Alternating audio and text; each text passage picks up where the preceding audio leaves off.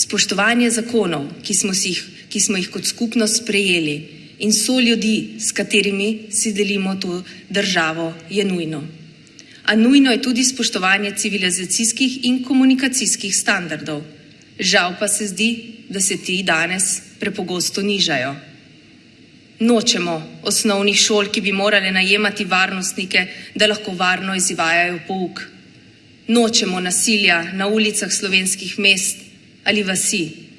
In nočemo parlamenta, v katerem se med seboj od ljudstva izvoljeni predstavniki zmerjajo ali ponižujejo. Zato zahtevamo spoštljiv dialog, v prvi vrsti od nas samih. Prav vsakdo od nas je član te družbe in vsakdo ima priložnost in dolžnost komunicirati nenasilno.